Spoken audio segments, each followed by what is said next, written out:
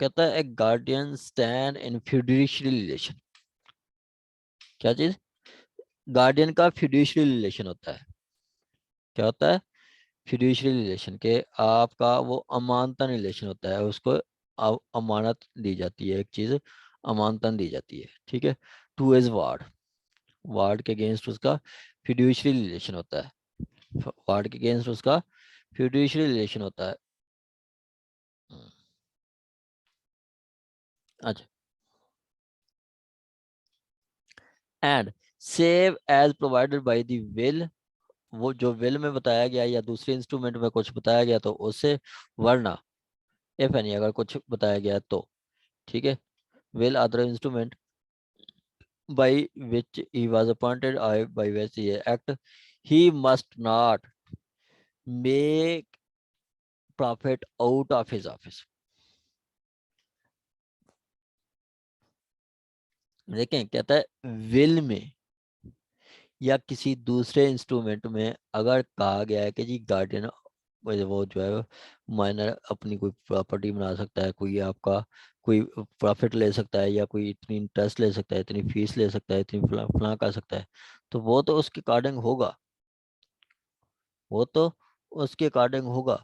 वरना अगर कोर्ट ने अपॉइंट किया है तो वो जो है मुनाफा नहीं कमा सकता, उसके मतलब इंटरेस्ट से कोई अपना अनड्यू फेवर नहीं ले सकता, इंटरेस्ट नहीं कमा सकता, ठीक है।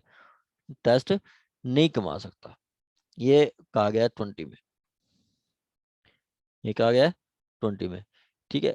आगे कहता है 2, ठीक है। अच्छा, कोर्ट भी जब अपॉइंट करती है तो वो कोर्ट उसकी सैलरी लगाती है, अलाउंस लगाती है। ये सेक्शन एक आगे आएगा, जिस मेरे ख्याल 22 है। हाँ, ये कोर्ट उसकी रिम्यूनरेशन बताती है कि जी ये इतनी इसकी सैलरी है, या इतनी इसको अलाउंस दिया जाएगा, बस। वरना वो प्रॉफिट नहीं कमा सकता, मतलब उसकी प्रॉपर्टी दी गई है, मानतन दी गई है, तो उससे प्रॉफिट नहीं कमा सकता वो, उससे वो प्रॉफिट नहीं कमा सकता। ठीक हो गया। आगे कहता है जी आपका, the fiduciary relation of guardian to his ward extend to and affect purchase by the guardian of property of ward, and by the word of property of guardian immediately soon after ward has ceased to office। जब ward जो है adult हो जाता है तो उसका जो मतलब गार्डियन होता है वो खत्म हो जाता है। 18 साल तक आप से मानर का गार्डियन अपॉइंट कर सकते हैं। अब जिस दिन गार्डियन अपॉइंट हो गया फिर वो 21 साल तक चलेगा। जब गार्डियन अपॉइंट हो जाता है तो फिर वो वार्ड जो है वो उसका जो ऑफिस होता है वो 21 साल तक रहता है। कितनी? 21 ईयर्स, टिल 21 ईयर्स।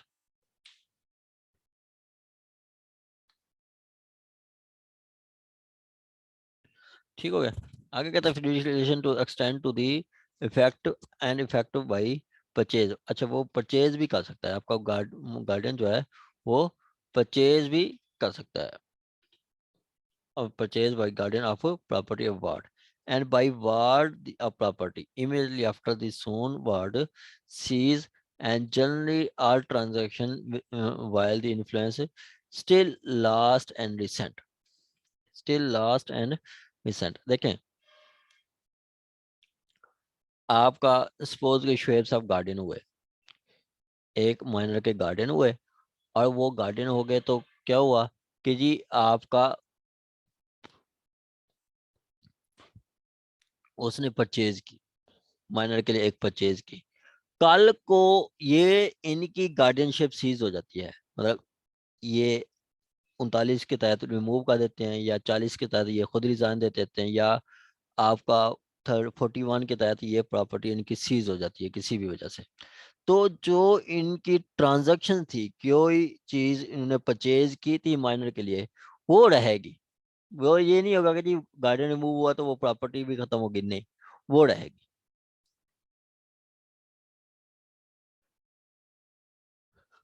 सपोज कि ये गार्डियन के माइनर है, माइनर के गार्डियन है, ठीक है। और इन्होंने 1 एकड़ परचेज की माइनर के लिए, कल को ये रिमूव हो जाते हैं तो 1 एकड़ वो गार्डियन का ही, माइनर का ही रहेगा, ये नहीं है कि वो एकड़ उसका खत्म हो जाएगा।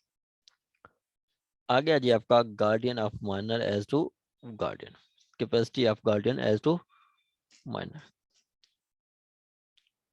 A minor is incompetent to act of act of as guardian of minor except of his own child, or where he is managing member of Hindu undivided family, wife or wife of a child of another minor of a member of family। देखें, कहता है कि जी आपका एक minor, जैसे हमारे पास क्या है, हम देखते हैं कि जी एज ऑफ पॉवर्टी, बलूगत, ठीक है। हमारे ऐसा होता है कि जी हमारे खुद जो है लड़की की उम्र 15-16 साल होती है और लड़के की उम्र जो है वो 18 साल की होती है, शादी कर देते हैं। मेरे खुद कज़न की शादी हुई थी, वो ऑलमोस्ट 18 था और जो मिसेज थी उनकी वो 18 से कम थी, तो वो क्या माइनर थी, ठीक है। इसी तरह वो अगर मतलब उसकी 18 साल से कम है, शादी हो गई है, तो वो गार्डियन हो सकता है अपनी बीवी का। वैसे तो इनकम्पिटेंट है, गार्डियन नहीं हो सकता, लेकिन अपनी बीवी और बच्चों का गार्डियन हो सकता है, ठीक है। एक माइनर अपनी बीवी और बच्चों का गार्डियन हो सकता है। बस आगे कहता है and where he is manage member of Hindu undivided family, the wife or children of an other minor member of that family। अगर वो हिंदू डिवाइडेड फैमिली का मेंबर है, अनडिवाइडेड फैमिली का मेंबर है, तो वो अपनी वाइफ या children of another minor member of that wife, किसी दूसरे के दूसरे माइनर की वाइफ और चिल्ड्रन, मतलब उसका भाई है, ये एक है, उसका भाई है 18 साल का, उसकी बीवी भी है, बच्चे भी हैं, ठीक है। या उसका भाई 16 साल का है, उसकी बीवी है, बच्चे हैं, तो उस बीवी और बच्चों को भी का भी गार्डियन हो सकता है एक माइनर, ठीक है, उसका भी गार्डियन हो सकता है।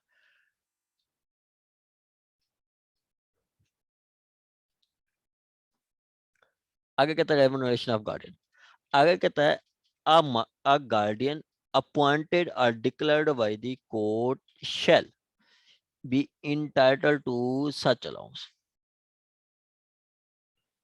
shall be entitled to such allowance if any, as the court thinks fit for his care and pain in the execution of duties, care and pain in the execution of duty, ठीक है। क्या कि guardian जो है उसको allowance दिया जाएगा, guardian को अलाउंस दिया जाएगा इफ एनी, अगर कुछ है, court things fit for the care and pain of execution of guardian इस ड्यूटीज। अब गार्डियन अपॉइंट बनता है तो उसको जो है वो दिया जाएगा, मतलब उसको अलाउंस दिए जाएंगे, उसको खर्चा दिया जाएगा।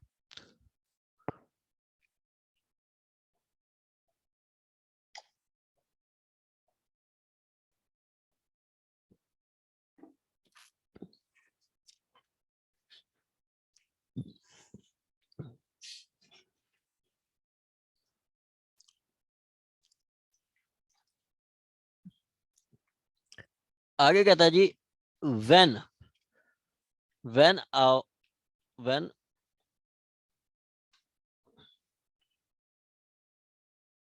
when an officer of the guardian or such officer is so appointed or declared to be guardian, such fee shall be paid to government out of property of a ward as government provincial government by direct in this behalf, ठीक है। अगर government collector है तो उसकी property से फी दी जाएगी, उसकी property से दी जाएगी।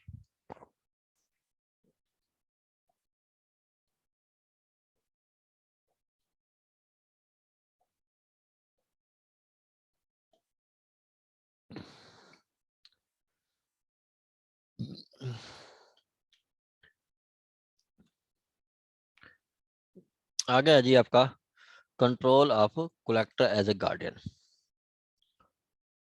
Control of collector as a guardian कहता है a collector appointed or declared by the court to be guardian of person or property or both a minor shall in all matter connected with the guardianship his ward subject to control of provincial government, subject to control of provincial government as by notification official gazette। ठीक है, अब जो एक guardian appoint कर दिया जाएगा, ठीक है, तो वो गवर्नमेंट के अकॉर्डिंग, मतलब उसकी जो ड्यूटीज होंगी वो according to government, provincial government होंगी। ठीक हो गया, अकॉर्डिंग टू प्रोविंशियल गवर्नमेंट हो गई।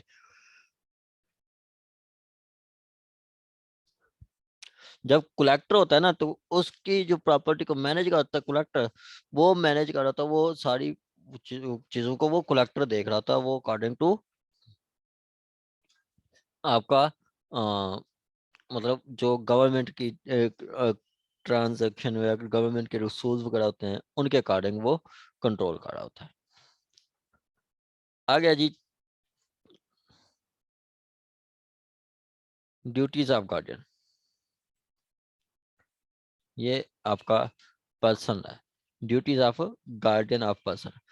पर्सन मतलब जात का जो गार्डियन होगा उसकी ड्यूटीज क्या होंगी, उसकी ड्यूटीज क्या होंगी।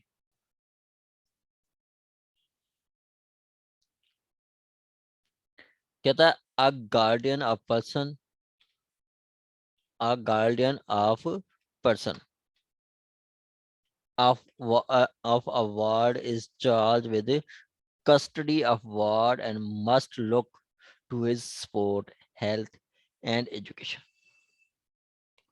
ठीक है, उसकी ड्यूटी है कि जी उसकी स्पोर्ट, उसकी हेल्थ, उसकी एजुकेशन और दूसरे मैटर्स को देखें, and such other matters as he as the law to which ward is subject require.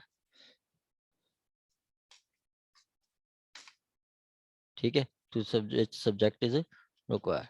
ये कहता है कि जी जो गार्डियन होता है पर्सन का, उसकी स्पोर्ट देखेगा कि उसको क्या चीज चाहिए, उसकी हेल्थ देखेगा। हम कोर्ट में भी जाते हैं, देखिए जी बच्चे की देखें हालत, देखें इतनी कमजोर हो गया बच्चा, इतनी वीक हो गया, या देखें जी बच्चे को, बच्चे की स्कूलिंग नहीं हो रही। ठीक है, बच्चे की स्कूलिंग नहीं हो रही। ठीक है, बच्चे की स्कूलिंग नहीं हो रही एटसेट्रा। ठीक है, ये चीजें देखी जाएंगी।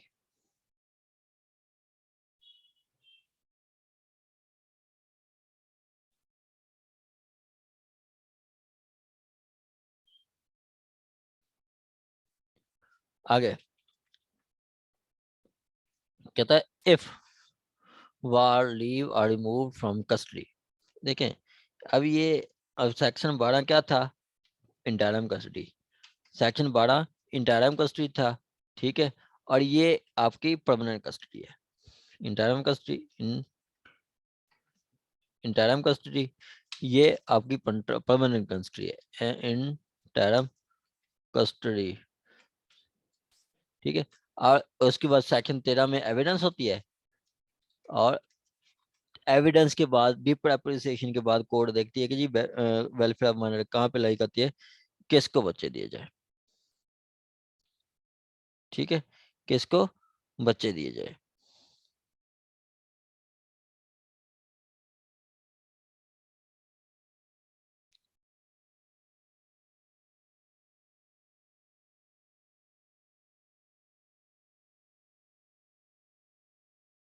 चलो जी, आगे जी आपका 25। 25 क्या कहता है, permanent custody. 25 permanent custody.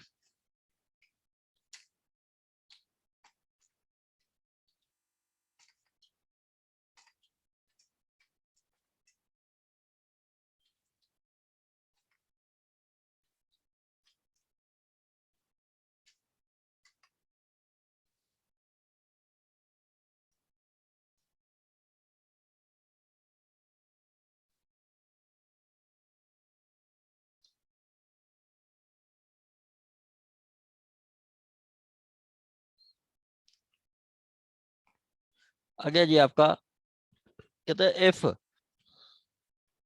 the war leave or removed from custody of his person, the court in the opinion that it will be welfare of minor, it will be welfare of minor, minor to return the custody to his guardian, to return the custody as a guardian, may make order of his return and for this purpose enforce enforce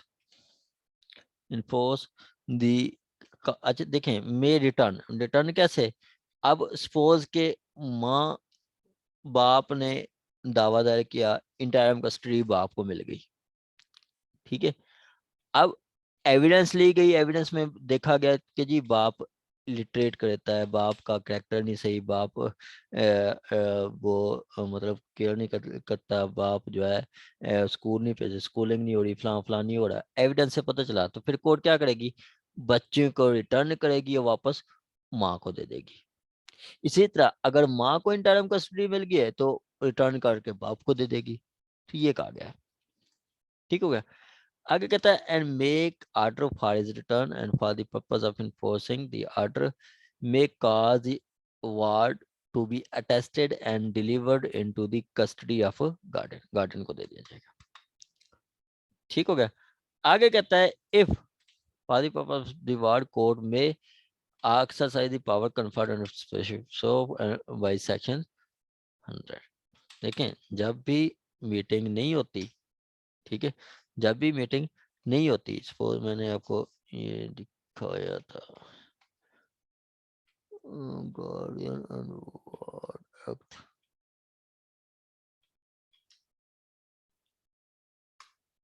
ये हाँ ये ठीक है। अब देखें यहाँ पे schedule बन गया है, ये क्या है, ये शेड्यूल बन गया है, शेड्यूल के अकॉर्डिंग मीटिंग होगी।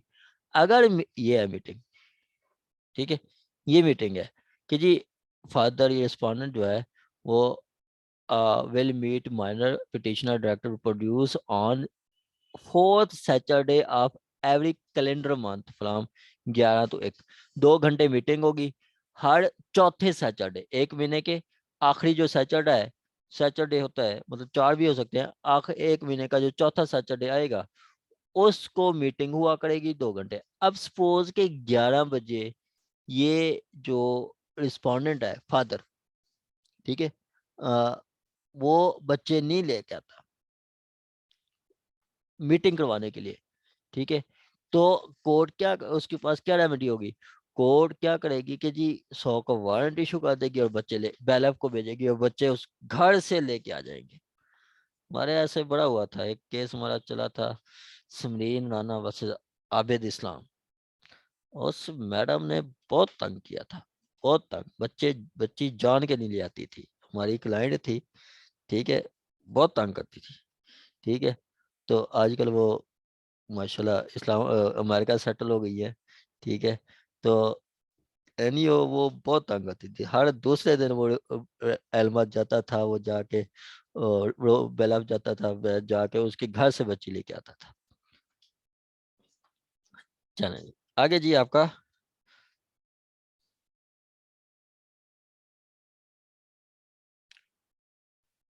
26 रिमूवल ऑफ गार्डियन। अब देखें कि जी आपका एक गार्डियन अपॉइंट हो गया, ठीक है, गार्डियन अपॉइंट हो गया, तो वो गार्डियन जो है वो अपॉइंट हो गया है, तो वो guardian person or declared by the court unless the court is appointed by the will or instrument shall not without the leave of court or which appointed declare remove the guardian from the limits of its jurisdiction for the purpose as prescribed, ठीक है। अब लाहौर की अदालत ने guardian appoint कर दिया है माँ को, क्या चीज, लाहौर की अदालत ने माँ को गार्डियन अपॉइंट कर दिया। अब माँ ने बच्चों को यहाँ से लेके नहीं जाना, माँ ने बच्चों को यहाँ से लेके नहीं जाना, ठीक है, मतलब लाहौर में ही रखना है। अगर बाहर आउट ऑफ जुरिस्डिक्शन लेके जाती है, ठीक है, तो फिर कोर्ट को मतलब कोर्ट उसको फाइन लगा सकती है, इसके साथ राइट विद करें 44, उसके साथ वो 6 महीने तक उसको सजा होगी और 1,000 तक फाइन होगा।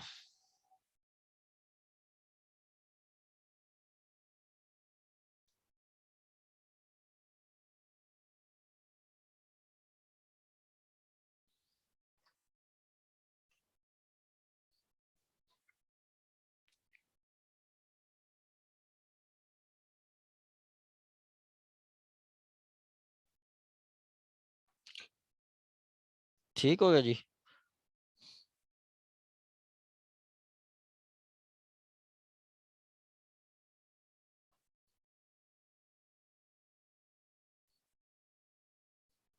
फिर इसमें ये लिखा हुआ है कि except for such purposes as may be prescribed, क्या मतलब है सर? कौन सी पर्पसेस के लिए मतलब वो जुरिस्डिक्शन से बाइक लेके जा मैडम सकती है वो? कोई जो रूल्स में बता दिए गए हैं, ठीक है, कि कुछ रूल्स में बता दिए गए हैं कि जी फलां पर्पज के लिए लेके जा सकती है, या कोर्ट आर्डर में लिख देती है, ठीक है, आर्डर में लिख देती है कि जी इस मकसद के लिए बाहर ले जा सकते हैं, तो वो सिर्फ मकसद होंगे बस, वरना नहीं, वरना और किसी सिचुएशन में नहीं।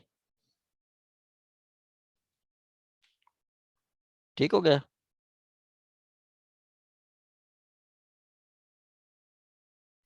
तो जैसे फॉर एग्जांपल अगर कोई फैमिली में वेडिंग है या कोई फोटगी है, ऐसी सिचुएशंस में मतलब जाहिर बात है वो हाँ उसे हाँ घर तो नहीं छोड़ के जा सकती ना, तो हाँ, मतलब वो फिर मतलब जुरिस्डिक्शन से बाहर लेके जा सकती है। फिर जा सकते हैं बस। जी ठीक है। आ गया जी आपका। मैडम आज आप बहुत लेट ज्वाइन किया आपने, हमने काफी पढ़ लिया था। जी सर, मुझसे 5 सेक्शन मिस हो गए हैं, 4 से 5 सेक्शन। और सर और, बस वो और थोड़ा सा वो और वो पता है मतलब आपको, याद किया। वो मोस्ट इम्पोर्टेंट टॉपिक थे वो। जी सर, सर ये कि अ, अगर आज आप सारे पढ़ाएंगे? पढ़ लेंगे मैडम। जी सर, वरना मैंने कहा मैं नेक्स्ट क्लास में ना मतलब जब ये डिफाइन कर रहे होंगे तो सुन के तो मतलब उसे अगेन कर लूंगी।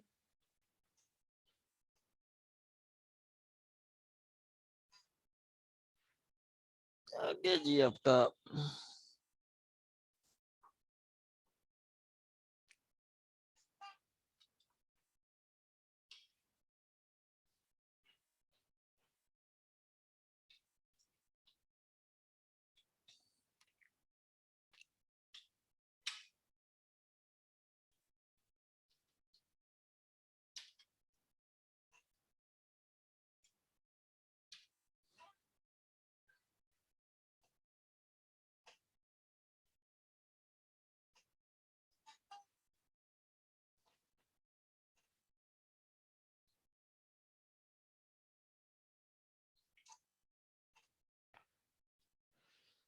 चलें जी, आगे जी आपका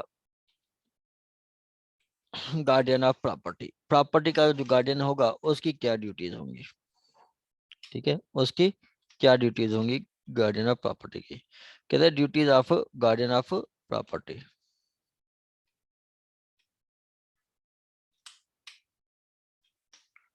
कहता है a guardian of property of ward is bound to deal there with as carefully as man of ordinary prudence, as man of ordinary prudence. अब गार्डियन देखें, जो गार्डियन है ना वो प्रॉपर्टी का ऐसा ख्याल रखेगा, ऐसे ख्याल रखेगा, ठीक है, एज जैसे वो प्रॉपर एक एक समझदार बंदा अपनी प्रॉपर्टी की करता है।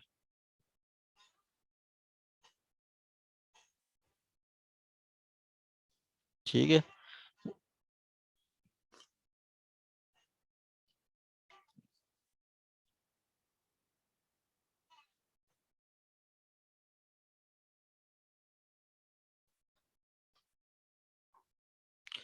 ठीक है, वो ऐसे प्रॉपर्टी का जैसे एक समझदार बंदा अपनी प्रॉपर्टी की प्रॉपर्टी डील करता है। ठीक हो गया। कहता है a guardian deal with as his were own, जैसे उसकी अपनी प्रॉपर्टी हो। ठीक है, जैसे उसकी अपनी प्रॉपर्टी और subject to provision of this chapter, he may do all acts which are reasonable and proper realization of protection and benefit of property। वो प्रोटेक्शन और बेनिफिट ऑफ प्रॉपर्टी के लिए हर काम कर सकता है, हर रीजनेबल काम कर सकता है। ठीक है, हर रीजनेबल काम कर सकता है।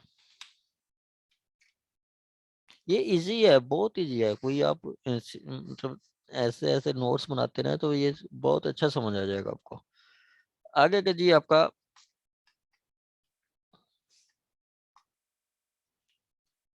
कहता है where guardian has been appointed by will और अदर इंस्ट्रूमेंट हिज पावर, इसको कहते हैं टेस्टामेंटरी गार्डियन। ठीक है, his power to mortgage or charge or transfer by sale, gift, exchange, or movable property belonging to what is subject to any restriction which may be imposed by the instrument unless he has under this act declared guardian and court which made the declaration permit him by order in writing notwithstanding any restriction to dispose of the immovable property specified in order in a manner by the order। देखें कि एक होता है testamentary guardian, एक होता है non testamentary guardian. Testamentary guardian जो के विल के थ्रू या किसी डॉक्यूमेंट के थ्रू बना है, और दूसरा जो है वो आपका नॉन टेस्टामेंट्री होगा, जो आपका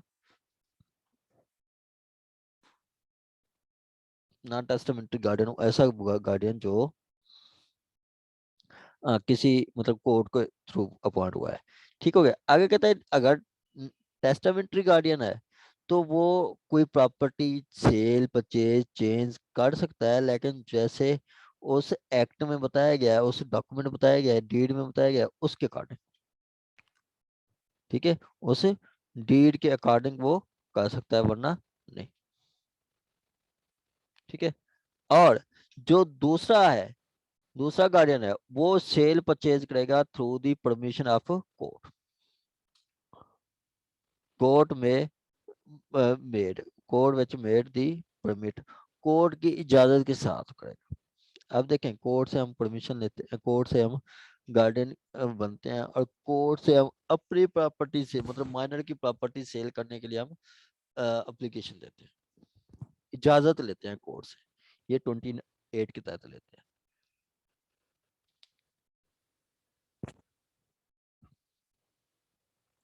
सपोज बाप की डेथ हो गई है, हमने ये केस किया है, बाप की डेथ हुई, माँ थी, 4 बच्चे थे, 3 बेटियां थी, 1 बच्चा थे। वो एक मेजर था, बाकी माइनर थे।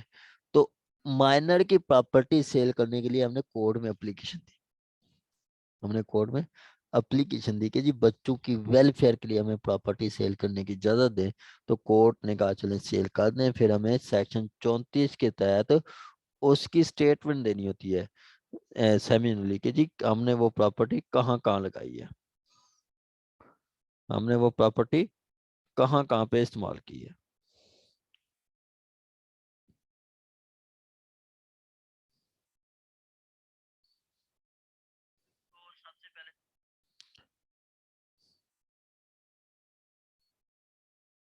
आ गया जी आपका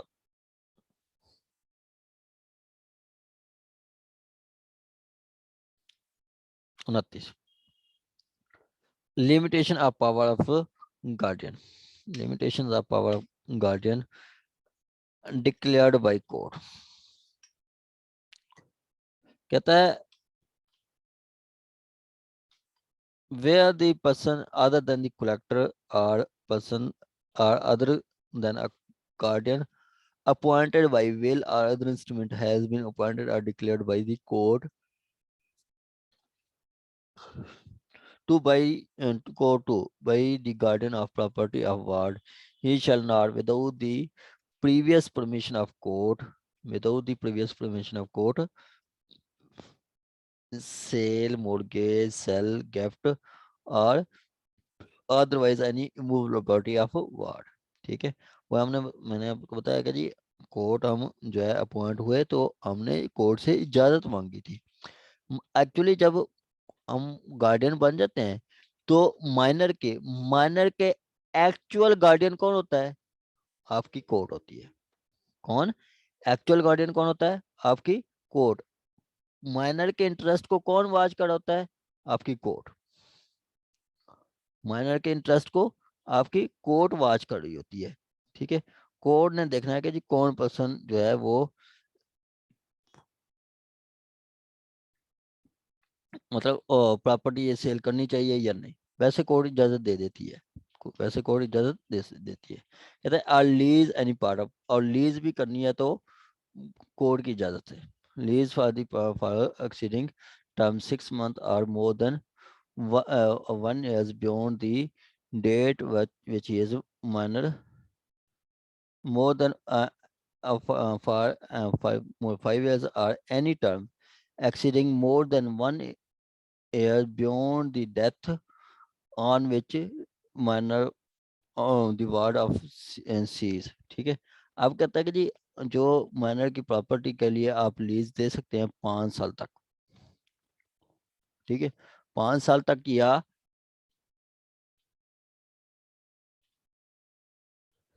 जिस दिन माइनर की मिनोरिटी एंड हो रही है, वो मेजर हो रहा है, उसके 1 साल बियॉन्ड तक, मतलब 2018 में उसकी जो है वो 21 साल पूरे हो रहे हैं तो 2019 तक आप दे सकते हैं। ठीक है, 2019 तक। And the lease of any part for a term exceeding 5 years, exceeding 5 years। ठीक है, 5 साल से ज्यादा आप नहीं दे सकते, कोर्ट की इजाजत के बगैर आप 5 साल से ज्यादा नहीं दे सकते। और for term more than 1 year, 1 साल से ज्यादा अगर उसकी मतलब मेजोरिटी एंड भी हो रही है तो उससे 1 साल से ज्यादा नहीं दे सकते। अगर ऐसा देना है तो आप कोर्ट की इजाजत से देंगे, मतलब आप 5 साल से ज्यादा देना है तो कोर्ट की इजाजत से देंगे।